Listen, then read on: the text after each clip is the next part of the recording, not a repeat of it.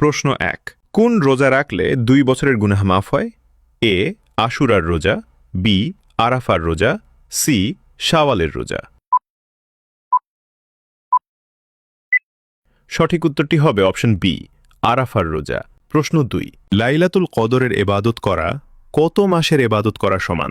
এ 100 মাস, B 1000 মাস, C 10,000 মাস।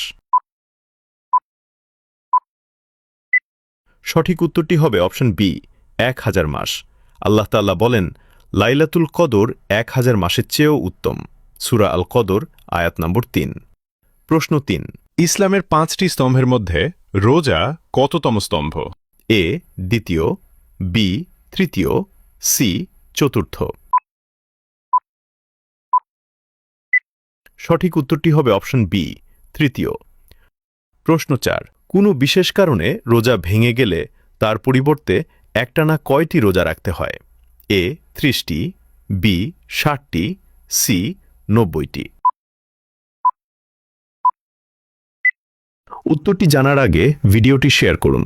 এই বিষয়গুলো অনেকেই জানে না। আপনার একটি শেয়ারের মাধ্যমে হাজারো মুসলমান ভাইবোন এই বিষয়গুলো জেনে তার উপর আমল করতে পারবে। সঠিক উত্তরটি হবে অপশন বি 60টি। এক ব্যক্তি ইচ্ছাকৃতভাবে রোজা ভঙ্গ করলে রাসূলুল্লাহ সাল্লাল্লাহু আলাইহি ওয়াসাল্লাম তাকে নির্দেশ দেন প্রথমে একজন দাস মুক্ত করতে, তা সম্ভব না হলে একটানা 60 দিন রোজা রাখতে, তাও সম্ভব না হলে 60 জন দরিদ্র ব্যক্তিকে খাদ্য প্রদান করতে। সুবহানাল্লাহ। আপনি কয়টি প্রশ্নের উত্তর দিতে পেরেছেন তা অবশ্যই কমেন্টে জানাবেন।